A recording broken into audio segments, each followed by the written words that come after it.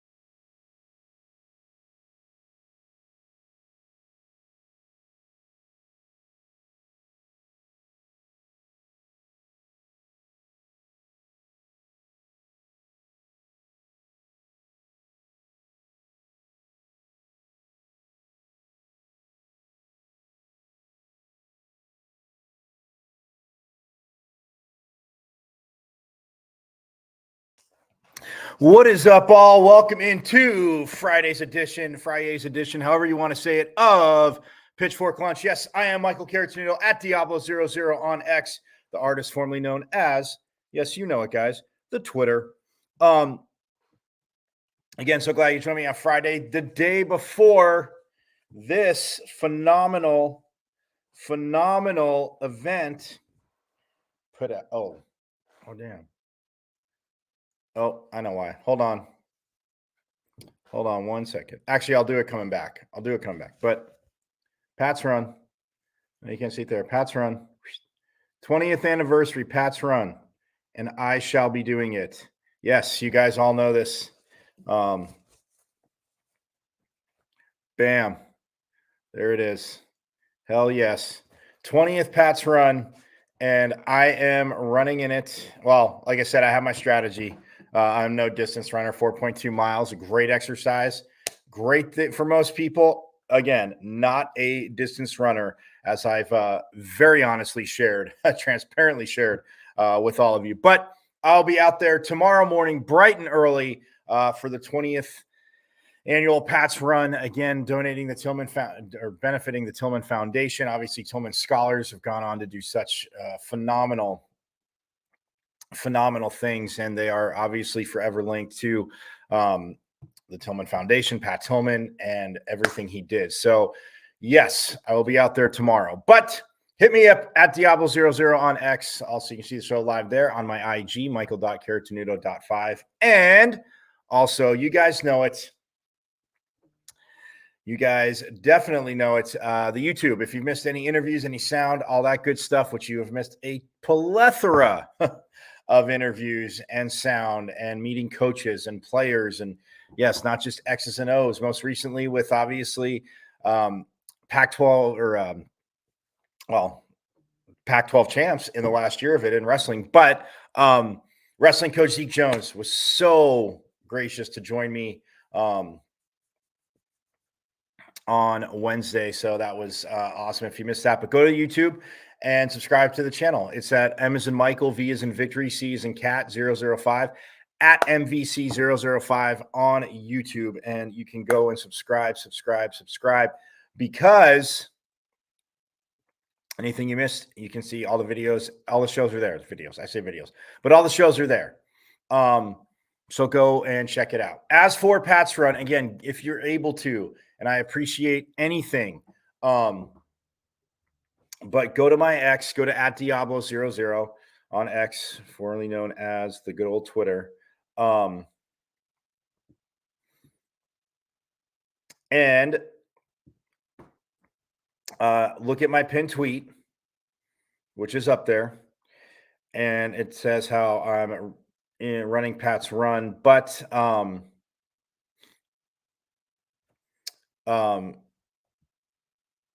I, again, just wanted to raise money for it.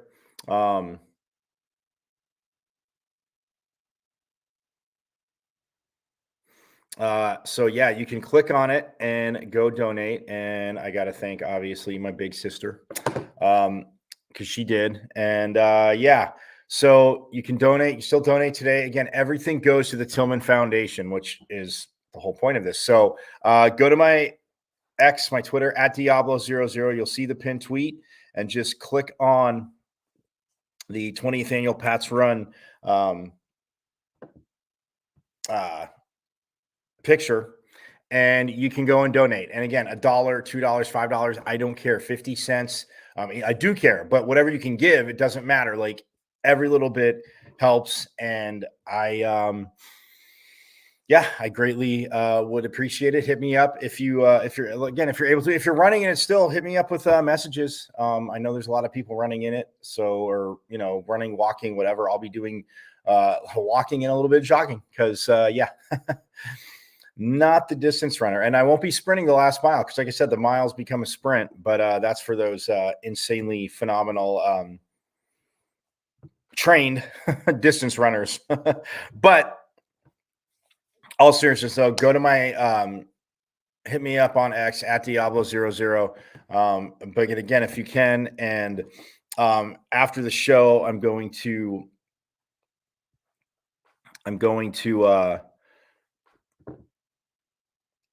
repost it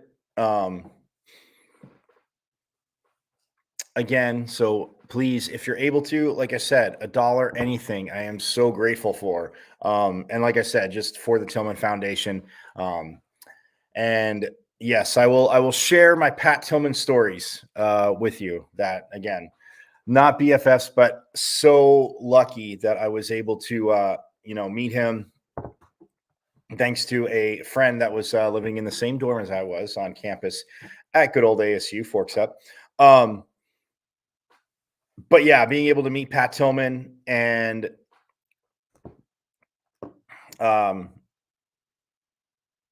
not just once, but having many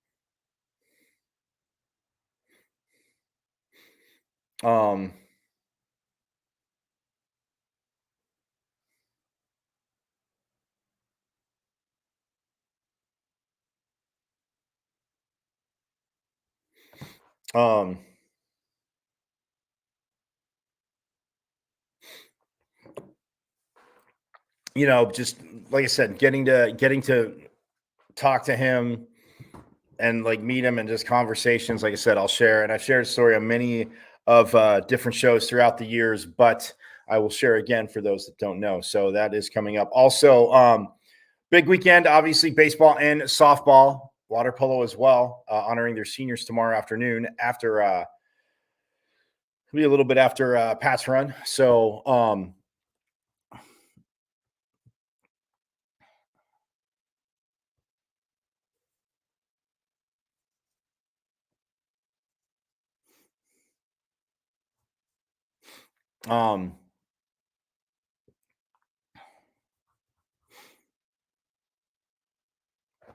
but it's a big weekend, like I said, for baseball and softball, water polo, as well as senior day tomorrow. Baseball and softball both taking on the Utes. Utah, they worked scheduling a both teams are on the road and figured, well, let's save on travel. Both teams can travel together here and travel together home.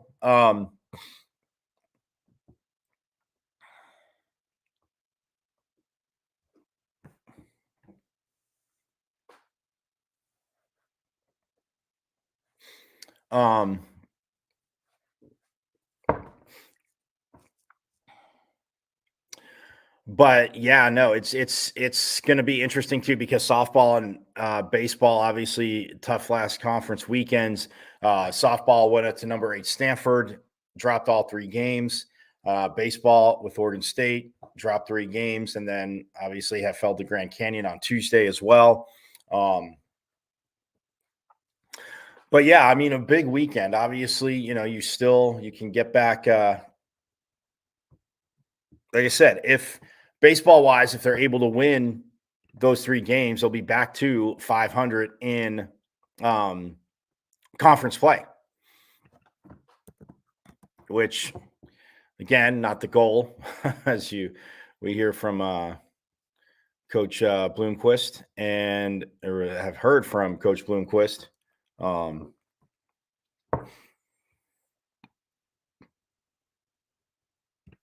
But yeah, I mean, we look at baseball.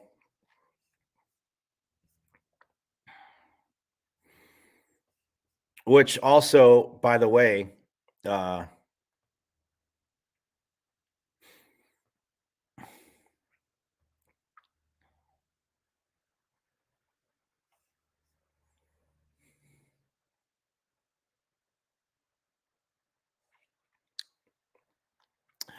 so tonight, baseball also will unveil a statue of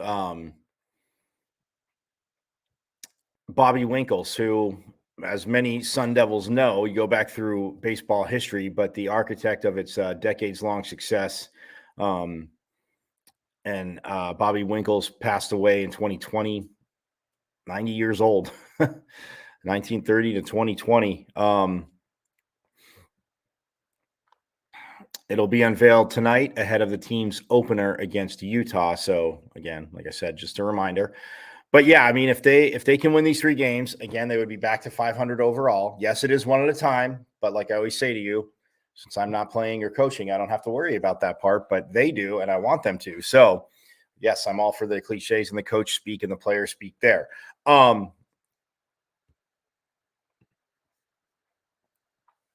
So yeah, they would be 18-18 overall, 9-9 in conference. And again, 500 is not going to get you into postseason.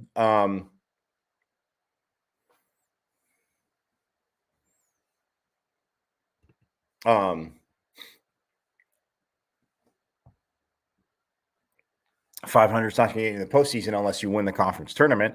But that being said, at this point, to get to 18-18 and then 9-9 overall, it would be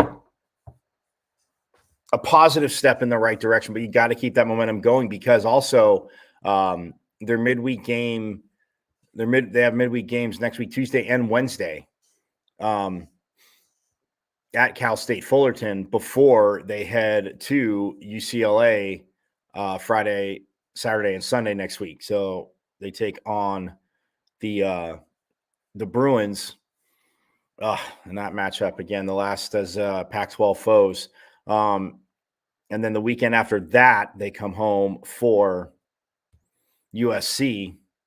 The 26th, 7th, and 8th.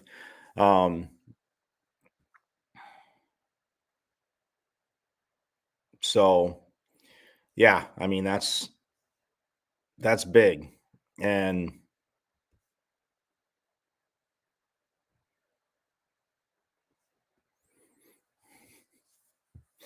oh, and you know what? I've been forgetting to tell you guys this. My apologies too, because every Pac-12 baseball team and softball too, the way it works out, they have a bye weekend, right? So they can either obviously they wouldn't be playing anybody because of teams and matchups, but the last weekend of the season, they have 2 against Texas Tech. It's May 16th and 17th. that Thursday, Friday, right? And then, so Thursday, Friday, they will take on Texas Tech. And then UNLV will come back here. As you recall, they had that big comeback at in Vegas after they had got swept by Washington State. They traveled down to Vegas, took them on Monday. So part of their home and home, but ASU won that 10-9. But yes, the final weekend of the regular season, they'll go Thursday, Friday, Saturday. And it's a salute to service weekend all weekend, by the way. But yeah, Friday or Thursday at 6:30 and Friday at 6:30. And then Saturday's at 6:30 as well, but they take on UNLV. So then Tuesday, the 21st of May, they will start the Pac-12 tournament, which is the 21st through the 25th of May. So that is where they're at. So yeah, I mean, they got a little bit of time, but yeah, I mean, you take on Utah, and then midweek against Fullerton, which very solid program and team throughout the years. Baseball fans, this. And then, like I said, taking on UCLA in LA, and then coming home the next weekend for SC. And then they have 2 midweek games here at Phoenix Community against UC San Diego. That for April to May, Tuesday, Wednesday, and then they host Washington May 3rd through 5th. And then Arizona, which is not a conference game because they already played. Of course, ASU, took 2 out of 3, but in Tucson, and Arizona will come here on May 7th. And then they go to Stanford the 10th through 12th. And then, like I said, that 16th, 17th, and 18th, it's a non-conference games, but chance to get, again, 3 more victories and build more momentum going into the Pac-12 tournament. So that is that. And then, as for softball, by the way, fans, as for softball, they are at 500 right now.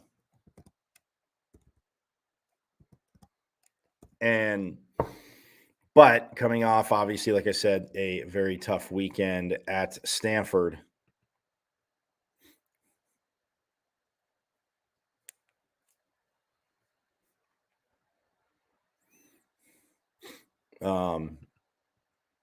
But you're looking to rebound against Utah, and you're finally back at home. Yes, granted, there was nothing Easter weekend, but like a month away. So they're finally back at home. And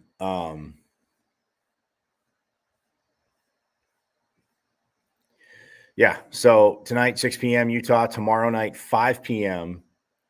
they are taking on Utah. And then Sunday at noon.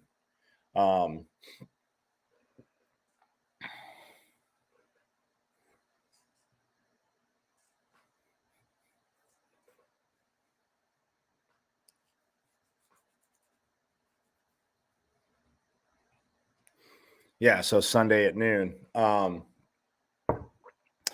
And, then they have the midweek. They have Tuesday. They're at Grand Canyon because Grand Canyon came here, in which ASU won 8-2, and they put up those 8 runs in the first 2 innings. But look, you're going to take them when you can get them. And pitching and defense, well, did its job. And then next weekend they had to take on that school down south.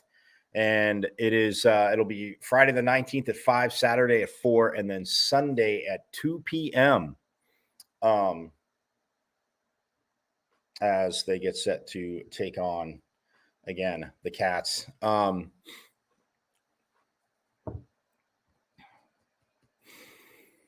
So, yes, that is what they have coming up as well. But yeah, they are. Where is the Pac-12 tournament? Oh, the Pac-12 tournament for softball, by the way, is May 8th through 11th, and it's in Stanford. Stanford is hosting it, so it will be there. That's where all the teams will congregate. but yeah, 18-18 overall, 2-10 in conference. I know, not bad, not good. 16-9 at home though. You're liking that, and you win 3 more. You're 19-9 at home.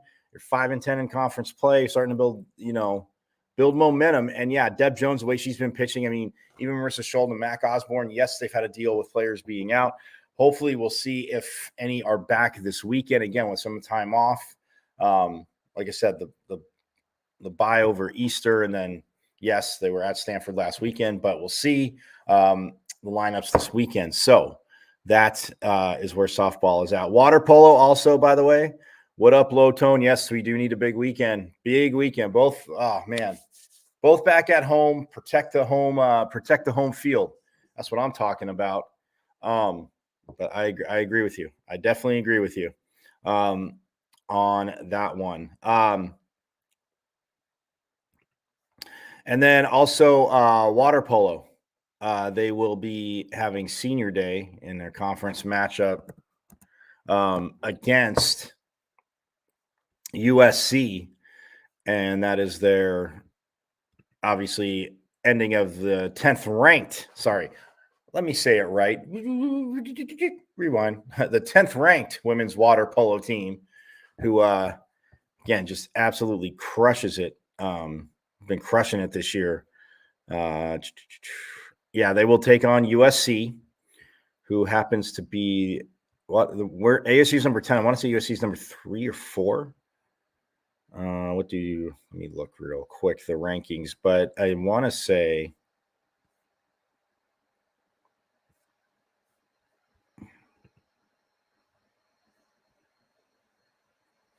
yeah, number 4. So water polo number 10, and again, 22-6 overall, 2-3 in conference play. They are 11-1 at home. They only dropped to conference foes Cal, and 2-2 away, 500 on the road, and 9-3 at neutral sites. So yeah, it's a team that, for Coach Petra, there is just absolutely headed to the postseason, because then after USC, April, we got a little bit of time, but April 26th through 28th is the MPSF Conference Championship, and that's hosted by Indiana. It's in Bloomington. So that's where they are headed at the end of this month. But yeah, senior day, and the game is at 1:00 on Saturday. So, hey, if you're doing Pat's Run like I am, you can cool down, and you can kind of cool down and then head over to the Mona Plummer Aquatic Center and go check out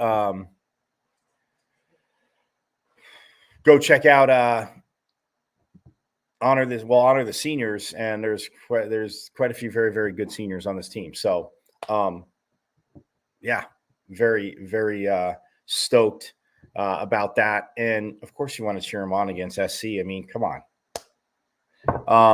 And then, like I said, baseball, softball. Oh, and football for spring practice, because they're not going in the morning like they normally do.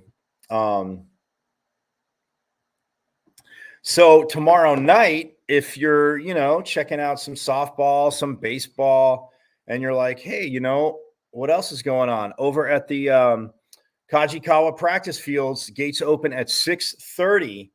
And it will be practice under the lights, open practice for everybody. So, yes, I will be popping by there. I will be popping by there. So, yes, I did. If you go to my X, formerly known as Twitter, at Diablo00, you will see I retweeted it. It's on the timeline, but open practice tomorrow. And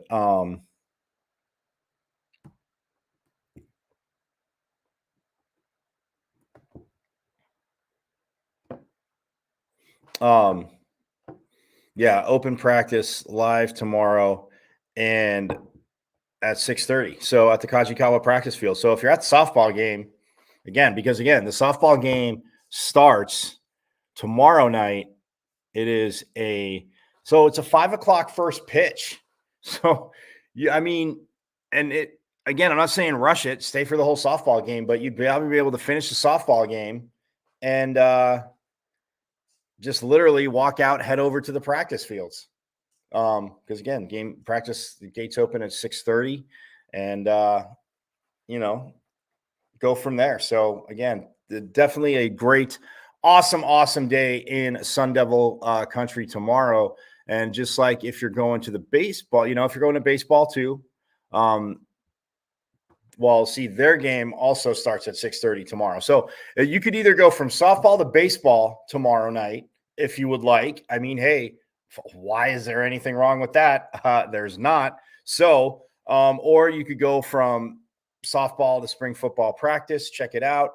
Maybe you check out spring football practice for a little bit and then head over and catch the rest of the baseball game. You'll be all in the area. So again, Pats run in the morning, water polo at 1, softball at 5, spring football practice and baseball at 6:30. You got options. So again, hit me up. Let me know where you might be at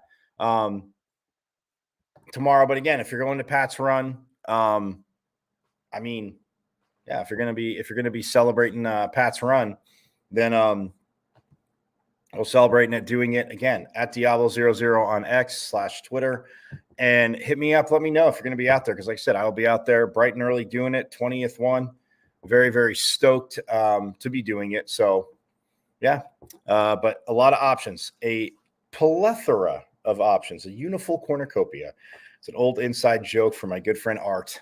Anyway, but yeah, I'm going to step aside when we get back. Going to talk more Pat's Run. Share Pat Tillman's story. And if you have any, again, hit me up in the comments. Anything that you may have, seen, noticed, your thoughts. Yeah, hit me up in the comments anyway. I mean, just, explaining what Pat Tillman did. If you have, if you have, kids, nieces, nephews, friends, kids, whatever, any interactions you may have had, hit me up in the comments or on X at Diablo00. So we'll step aside real quick and have more coming up here on Pitchfork Lunch.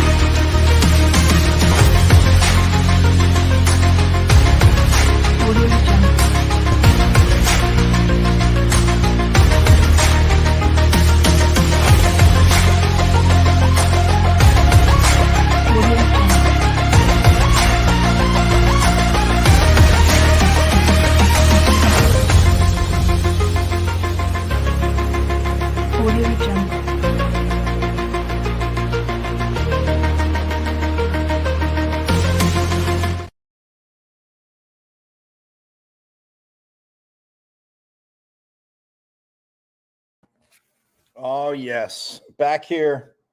See, I changed it so you can see it. Boom. Pat's Run.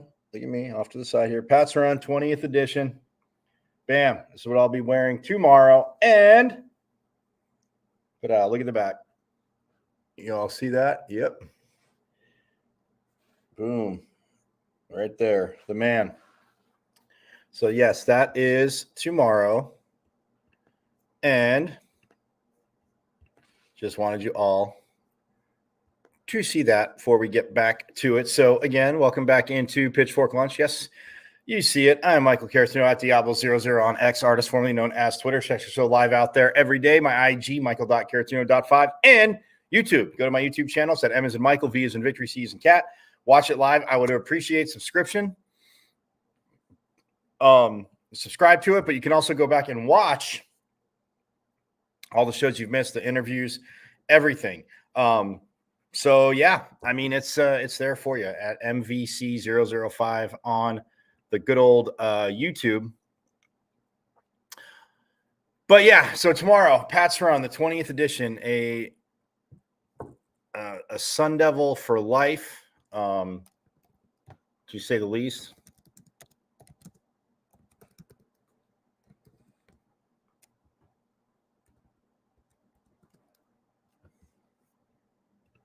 But yeah, I mean, April 22nd, 2004. So the 22nd will be obviously 20 years, 10 days away. And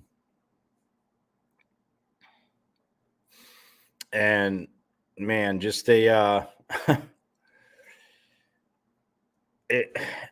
was just a day in utter shock. I remember when they cut into it, when I saw it and heard something, and I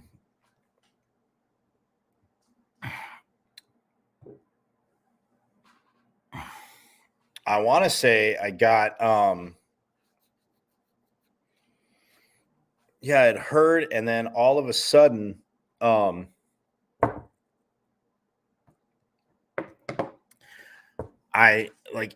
know if it was ESPN or maybe it was Fox. Somebody cut into it, the news that Pat Tillman obviously had passed, which, choosing to leave the Cardinals and go into the Army, after everything happened, a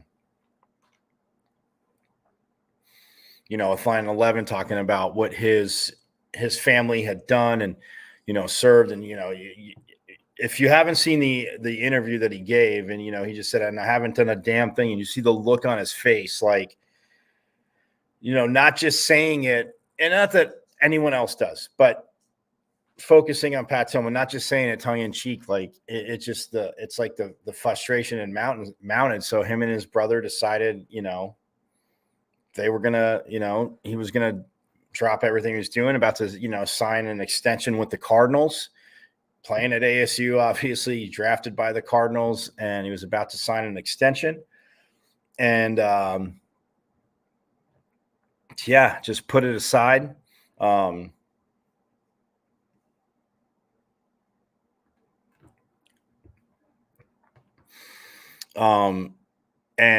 go join the Army. And unfortunately, as more and more investigation came out, and there's a phenomenal documentary on this, but we found out, unfortunately, ended up being friendly fire by mistake. But I just remember cutting in and thinking, you have got to be kidding me. Like, obviously in wartime and everything, I mean, death is tragedy. It is sad. It hits home for a lot of people. A lot of, they say, obviously the people in the armed forces, I mean, that are serving, they make the sacrifice, but you start talking about what the family sacrifices, and living through it every day and trying to, I mean, I look, they always say, try and, just step back, get away from things up in your mind. I couldn't imagine, from if you have, a son or daughter over there, or, a mom or dad, husband or wife, like, just trying to like take your mind off it on a daily basis. Cause obviously what they're in a conflict and everything that's going on, but obviously, soldiers throughout the history of, this country, any countries, I mean, they sacrificed, for what they believe in, sacrificed their lives they gave the ultimate sacrifice with their life in order to strive for, and what for the service of the greater good. And it's just that interesting that different tick that people have. People talk about it in sports, or in sports, like, oh, they have this, or they're clutch, this and that. Like it's just that inside feeling or tick that you're doing something to fully serve the greater good and not just yourself. So Pat Tillman, again, when we all heard the news on April 22nd and it started more and more started coming in, and then it was perceived to be one way. Not going to get into that, but which again wasn't a big fan how a lot of it was perceived. I will say that much. But with Pat Tillman, the first time I actually met Pat Tillman, what was my freshman year at ASU, and a friend of mine that was from California as well. She lived in PV East as I did, Mandy. And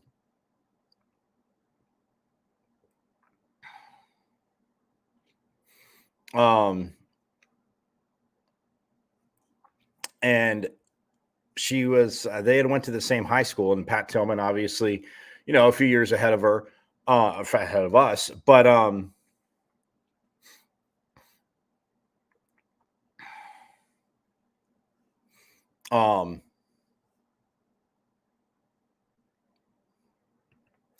and I just happened to be walking out of good old PV East one spring afternoonish, or early spring semester afternoonish, and she's walking back, and I see her. I was like, oh wow. I'm like, huh. And so she had introduced me to Pat, and we're just talking for a few minutes, and said, man, I go, I definitely love the way you play. I go, how many times do you meet people and they're like, oh man, like I thought you'd be bigger. And he laughed, and I said, I go, one of my friends that I played with in high school, I said, everybody was like, he started, and everybody's like, man, you like, how is it you start? I thought you'd be bigger. And he would just always say to them, he goes, well, oh, okay. He's like, yeah, people think that too. And then they can't, he goes, but you can't measure how are you going to block or try and stop my crazy?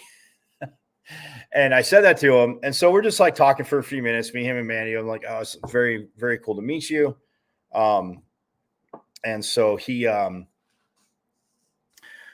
just again, very engaging, very cordial. And then after that, obviously around campus, ran into him a few times. And anytime I talked to him, he's like, oh, Mike, how's it going? Blah, and if I saw him, I'd be like, oh, if he didn't see him, I'd be like, hey, how's it going? And, he always, like I said, weren't BFFs. I've told the story a zillion times, but like just in the fact in engaging somebody, because you think, okay, an athlete on campus, not that they're not nice people or good people, but, are they really going to, stop and, talk this and that, be engaging? And, anytime I saw him, and it wasn't, a ton, but going to classes, different thing, around the MU or, the business building.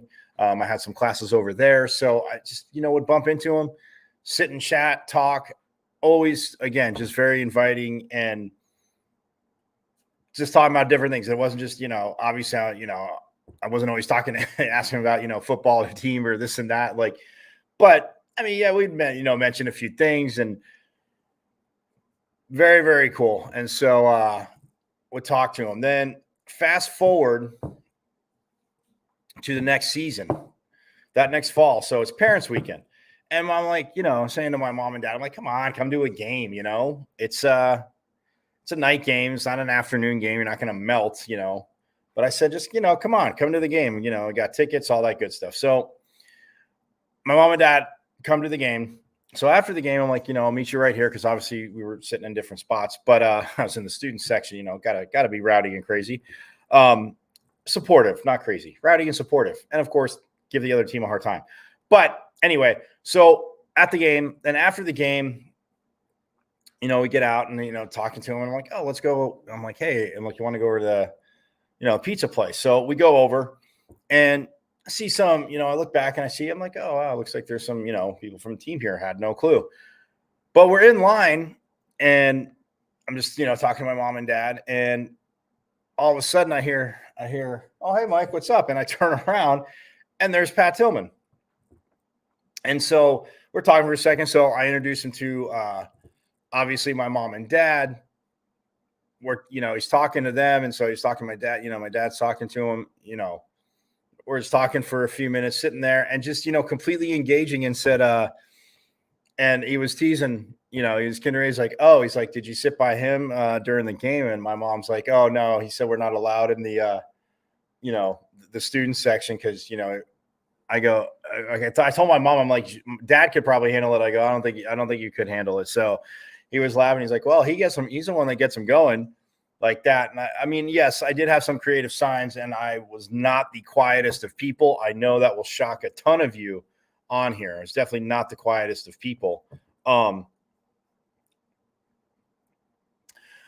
But yeah, just in talking, a little bit, just sitting there talking to my parents. And again, I say this because it's not like, oh, it was so just, this person's, again, where everybody's getting food. We're just in, line to eat, but we're just sitting there, talking. And again, he didn't have to have a conversation with them. And people say, well, you say that about anybody. And a lot of people, might be like, oh, hey, how's it going? Just kind of wave and keep on their way.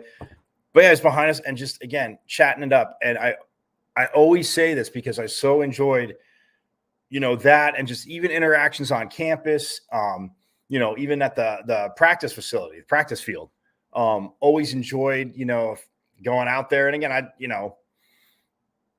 even just, just chatting with them, seeing him wherever. And he just always had that attitude. And one of my most favorite stories, because it goes back to one of my favorite stories when Bruce Snyder was recruiting him. They were talking about redshirting him, and I know a ton of you have heard this, but I mean, I asked him. That's one of not the first time, but I asked him. I said, "Did you literally tell Bruce Snyder?" He's like, "You can redshirt me, do whatever the hell you want, but I'm graduating in 4 years. I got things to do, basically, So do what the hell you want, but I'm graduating in 4 years."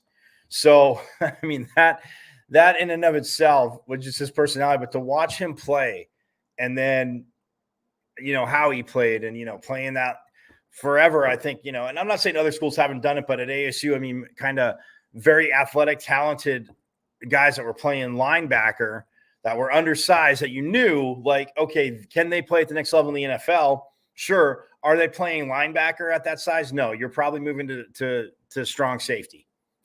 Or free safety. I mean, just depending, it could be free safety, but chances are playing linebacker, you're going to move to strong safety because you have that speed. You can get around. You have no problem coming downhill, taking on blocks. But and Pat Tillman was that guy. I just seen him play, but like I said, just talking to him after games on campus, and and the few times I'm just interacting with different people, and like I say, it's not that athletes and look. Some are approachable, some aren't. It's with people everywhere, right? Some people are completely approachable, some people aren't. But the one thing I do know is that when you look at what, just being around Pat Tillman and, just meeting different guys on the team too. And just that 2 year span, that Rose Bowl run. I mean, I had Jake Plummer, caught up with him Super Bowl week. I mean, I've seen him since then, but caught up with him, Super Bowl last year here in Phoenix, and just talking about, what he's doing for, in his things, but just what Pat Tillman was like. I mean, one of his obviously closest friends, and then they're both at ASU together. Obviously, Plummer ahead of him. Plummer's a Cardinal, and then Tillman gets drafted by the Cardinals, and they're teammates again. And that bond they had, and Steve Campbell, who was, quarterback on the team at the time, obviously backup to Plummer, but he, had him on the show just talking about how those guys got along. And then Coach Cazzetto, who was the offensive line coach, but it's just, he's shared stories throughout the years. And said Pat Tillman, again, just such a, when you think of it, and I interviewed, and a lot of I covered junior college sports for years. I got to talk to a lot of, players that moved on in all sports, but football to, Division I. Some played at ASU, others moved on, out of state, but we're still, playing football and covering the junior colleges. Well, one of the players that I got to know and actually did a story on him. Leon Freeman played at Mesa Community College. He was from Florida, but he was, a teeny bit of an older player because he went into the Army, after high school. So he's playing football, had opportunities, and not that he was doing anything crazy bad, but just, maybe not as mature and getting in trouble. So he went into the Army, went through it, and then he was in Iraq. And he said it all just came up so quickly. And when I interviewed him, one of the questions that I asked him, when I say the name Pat Tillman, what comes to your mind? He goes, a hero, sacrifice. He goes, because if you look at it if people will look at it from like, I know what she goes, I know what they're making in the Army. And he walked away from everything in the NFL to, serve his country. He goes, but you're also doing it, not expect, obviously you're not going to go in there and be like, pampered, like, oh, well, I'm serving, but I'll be, far away over here. Like, that's just not the road or, option, the option that he would take. But in talking to Leon and just talking to others, and like I said, just being around Pat, former coaches, teammates, it's always been, the more you hear, it's just, it lives on. And that's why that statue, which Todd Graham, from what I understand, like they were going to put a, from what I said, like Sparky's pitchfork coming out of the tunnel. And from what I've been told and understood a few times, and if I'm wrong, somebody can correct me, that's fine. But Todd Graham is like, why don't we have a statue of Pat Tillman? And I'm not saying anybody else in the committee or whatever didn't throw that out there or suggest it, but Todd Graham was very adamant about that. And that's why when the players come out, they all go by the statue of Pat Tillman. And that's why, like on Pat's run day and with Pat's run, when you finish at the 42-yard line and the little kids have like the 0.42 mile, little walk, little jog, whatever they want to do. After, the 4.2 mile, but you can explain to your kids, they see the statue, and kids, of course, are always going to be inquisitive, ask like, hey, well, I know I was, but like, hey, why is this statue here? And, from generation to generation, you can pass on who Pat Tillman was, what he did. And again, not just because he left football to go serve and lost his life, but always doing something for the greater good and having that vision and attitude. That's why I love the story when he told Bruce Snyder, like, you can redshirt me if you want, but I'm graduating in 4 years. I got things to do. So that was just him. He loved life. He loved life, obviously, but he loved football. But yes, football wasn't him. It's not just, Pat Tillman, the football player. Like, and I'm not saying other athletes are either, but in this specific case of Pat Tillman, again, just always loved talking to the guy. And even after he got drafted by the Cardinals, I bumped into him a few times. And again, it was just sort of like, hey man, good for you. And I, just teased him and said, oh, so do you finally get to hit Jake in practice now? And he's like, we can't touch quarterbacks. But no, I mean, it's just such a great person to like be around and talk to. And, I mean, it's just crazy. The 20th edition of Pat's Run. I got to give a shout out to, there's a lot of people behind the scenes. But like that first year, I know Doug Tamaro, the phenomenal,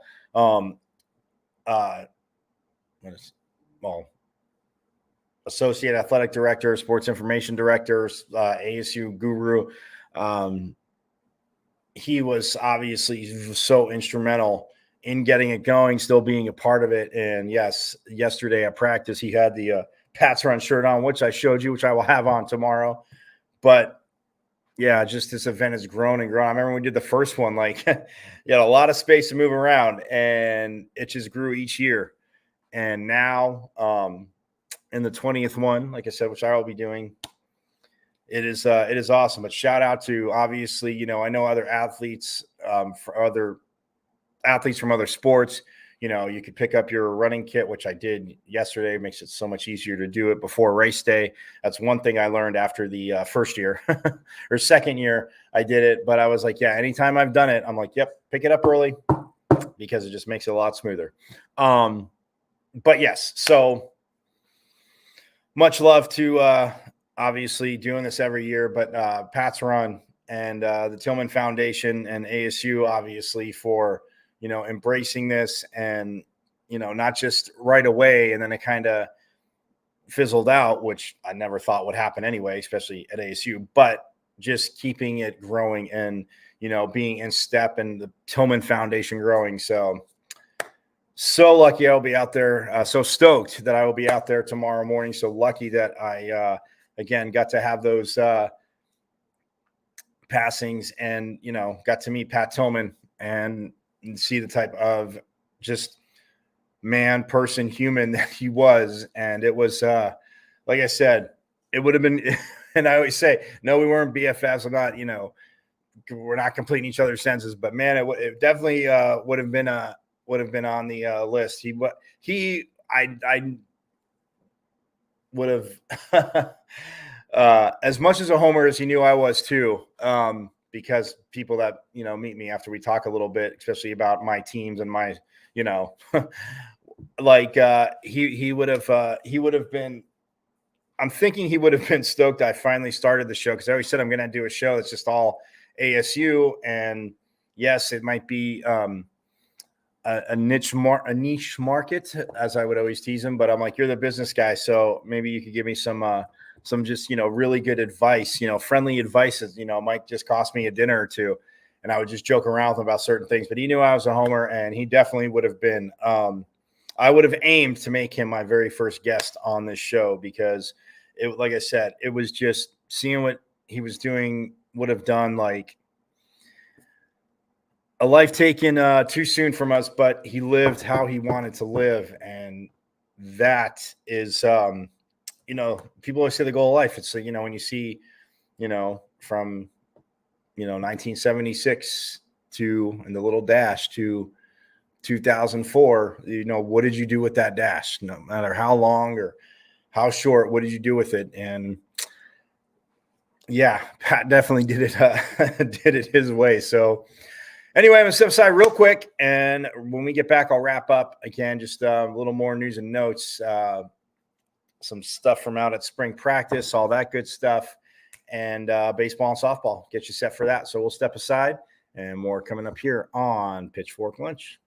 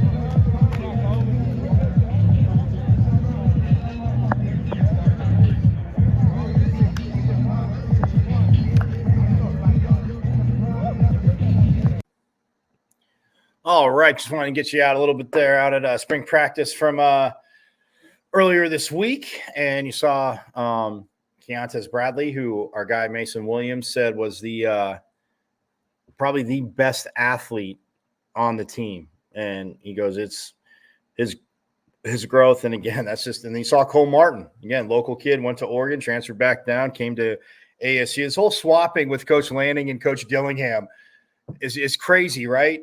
I mean, Cole Martin comes back down from Oregon.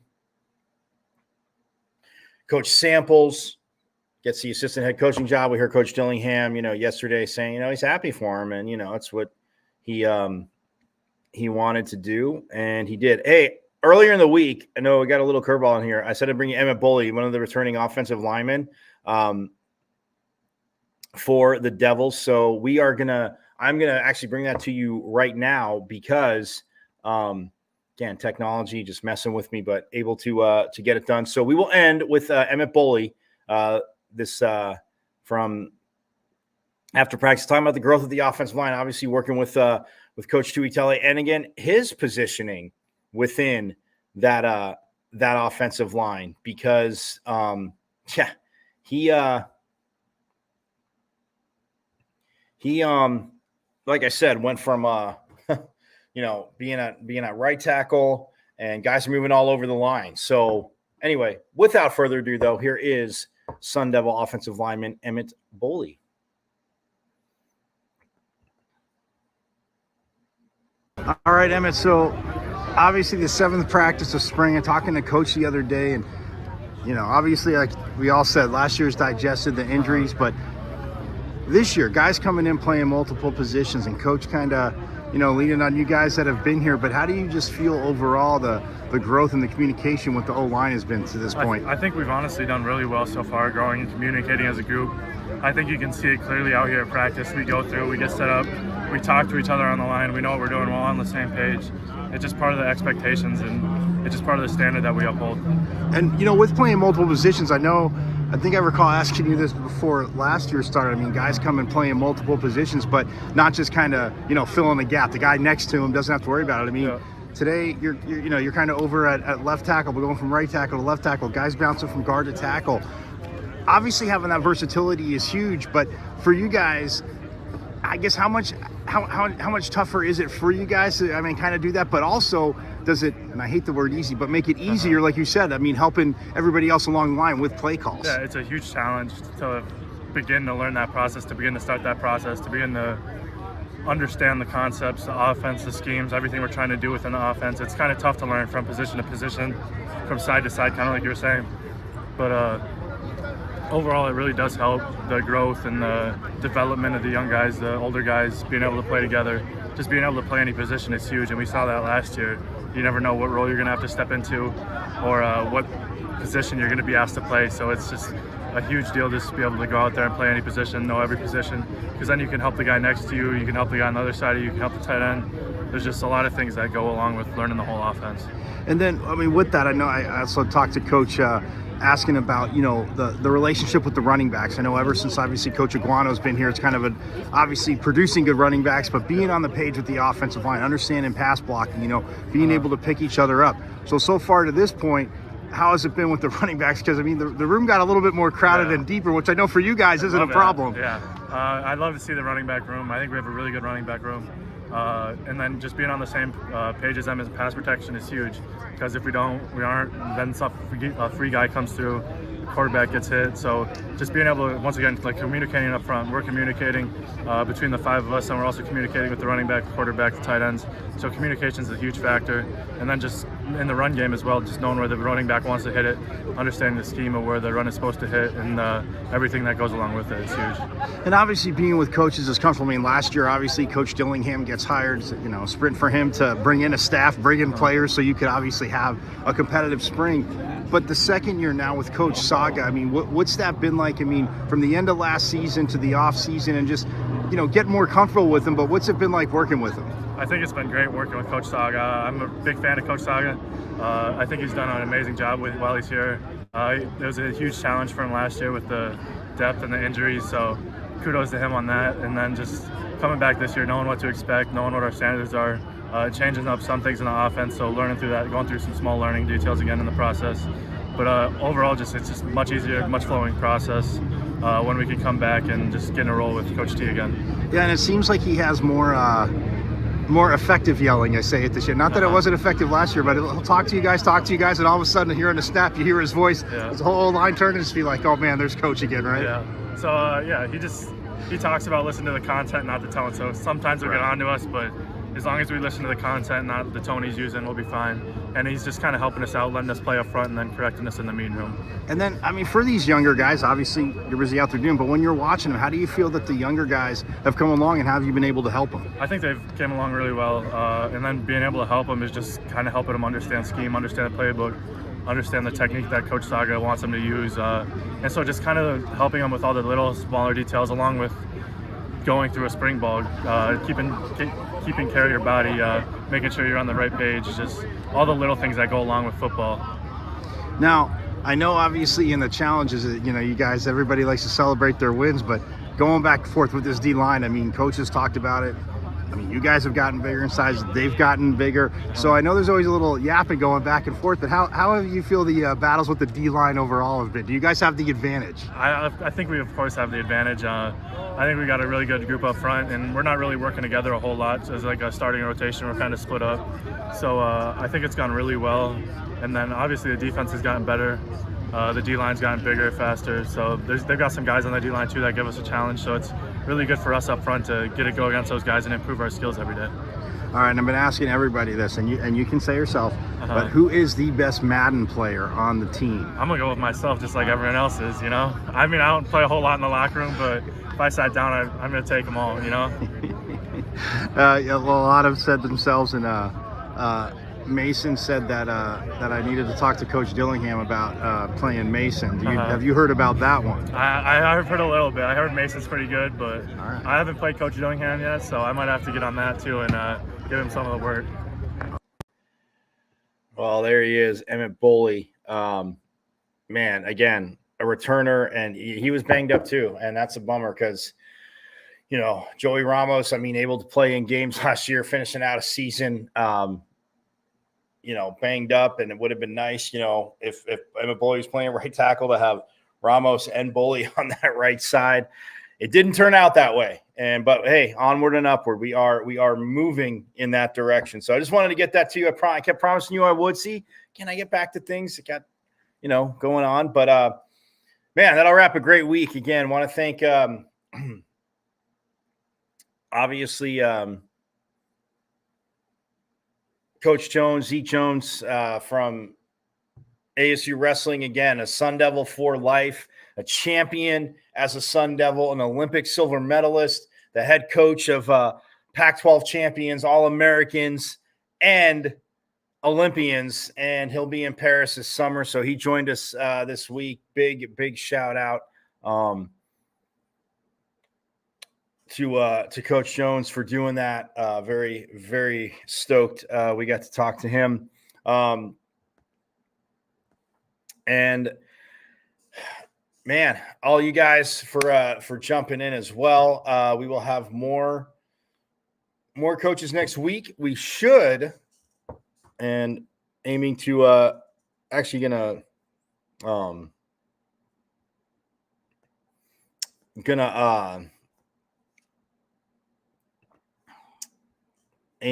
confirm it this weekend, but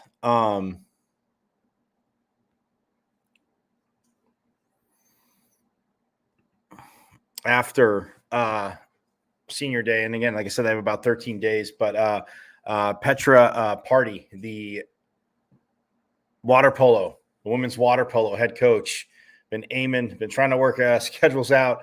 And again, it's fluid, so it happens. But looking to have her on the show on Monday or Tuesday.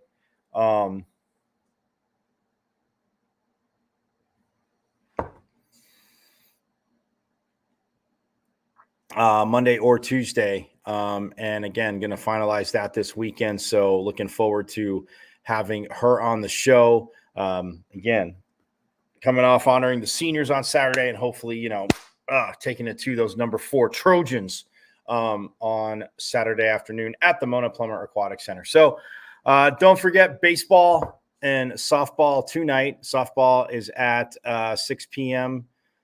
Tonight, and baseball is at, I want to say 6:30. And the Bobby Winkle statue will be unveiled. So if you are headed to baseball, get out there early so you can see the statue of the ultimate of the man. Again, a lot of history there too, and I don't have time to get into it. But yes, you can look up what Bobby Winkles did at ASU. But yeah, they will unveil the statue tonight before they also take on the Utes. Let's just make it a fork in the Utes weekend. Come on. That's what I'm talking about.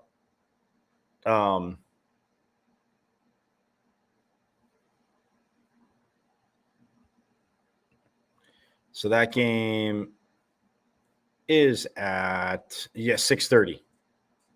So either head out to baseball or softball tonight. If you're going out to baseball again, you'll see the statue of Bobby Winkles unveiled before the game. So yes, you have a lot to check out this weekend. And Pat's Run, again, I'm going to end it on this. If you are running in it, hit me up at Diablo00 on X, running, walking, whatever you're doing. If you want to do 4.2 miles of cartwheels, I kid around, or back handsprings. No, I kid. But either way, if you're going to be out there again, hit me up at Diablo00 on X. Go to my X again. I'm going to repost it, but if you're able to donate, I put a fundraiser, and it's all for obviously the Tillman Foundation for Pat's Run, what I'll be doing. So if you're able to, cool, rock on. $1, $2, $5. If not, send a message of encouragement for my wonderful distance extravaganza tomorrow in the 20th edition of Pat's Run. So yeah, that is what we got going on this weekend. But yeah, go to my X at Diablo00. It's right there. You can just click on the bottom thing. It says a fundraiser, and then you can go donate.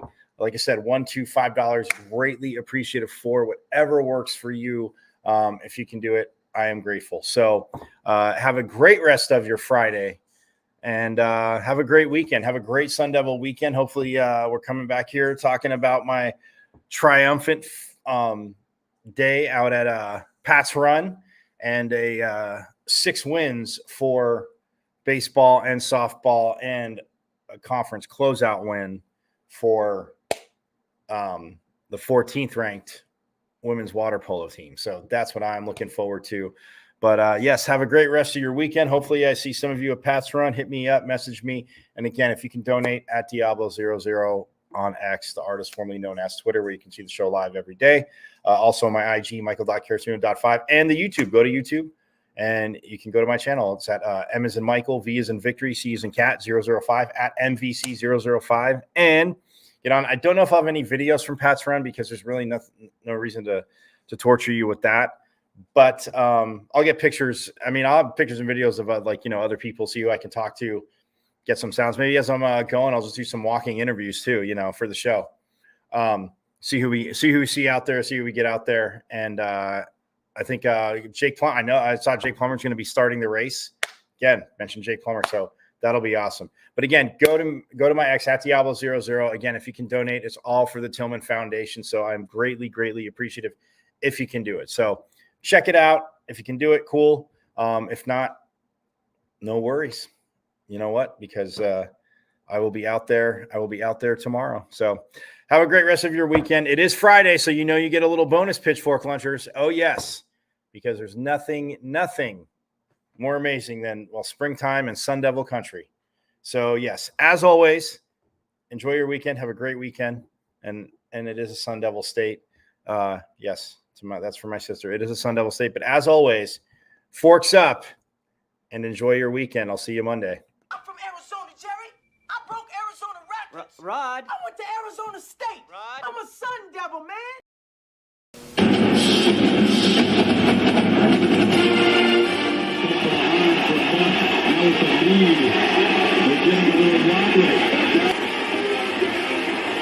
Jackson